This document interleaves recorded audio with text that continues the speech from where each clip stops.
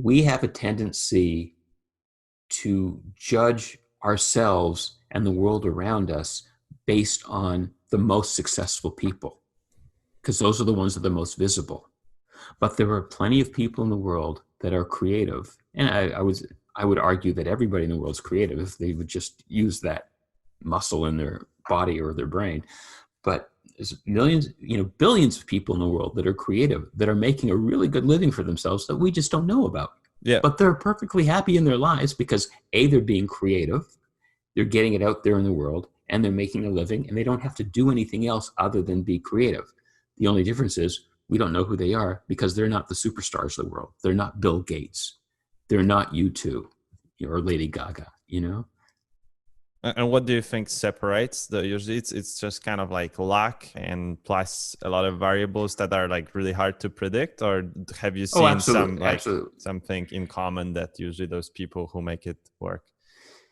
The only thing that they have in common, and it's not the thing that distinguishes one from another, but the only thing that's in common with all of them is the hard work.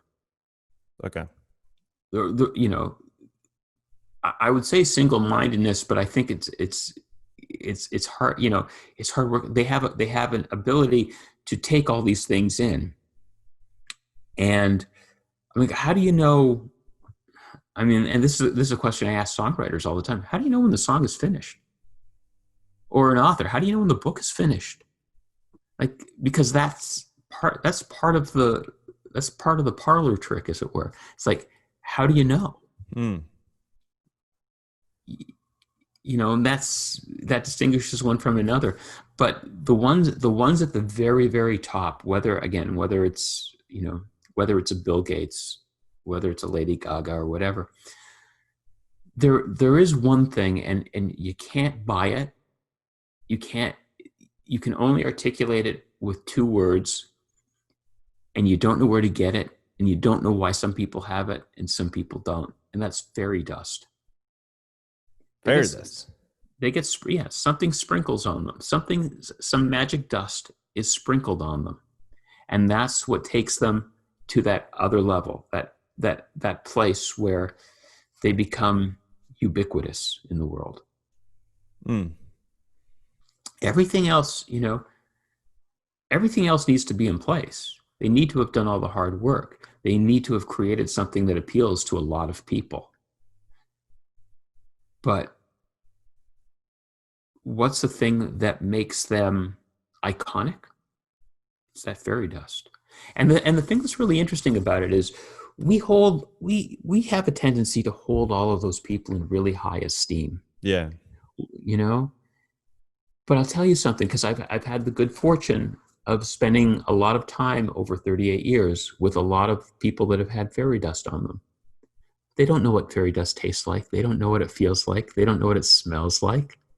They don't even know that they have it. They used to. It's like somebody has told them that they have it. That's the only way they're regular people like you and I who have done something that we consider extraordinary. And they are just like, that's what they do. On my podcast, the very first episode of the first season, did an interview with a guy named Jim Cuddy, who's one of Canada's biggest songwriters. And I asked him about inspiration. And I said, what inspires you? How do you, and he said to me, there are days that I come into the studio to write songs and I have to go from one instrument to another because nothing's coming out. So I have to work towards inspiration. And it was interesting that became, that was a part of the very first interview that I had posted, I think it was probably the second interview that I did for the series. But it was interesting that he said that, because I think that's the thing that has been most common with everybody. It's like, it doesn't just happen.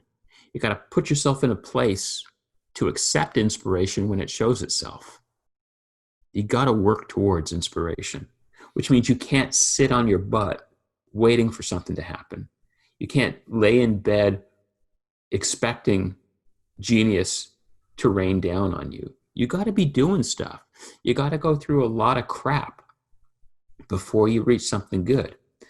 I had a really great experience back in 2014. I was in LA, helping arrange a Tom Petty interview. And this was the first time that I had met Tom Petty, and Tom Petty was one of my favorite artists for the entire of his recording career. I was lucky enough to be one of those people that bought the first record very soon after it came out, just because I thought the album cover looked really cool. Because every Saturday we would go to the record stores and we would just buy things on a whim.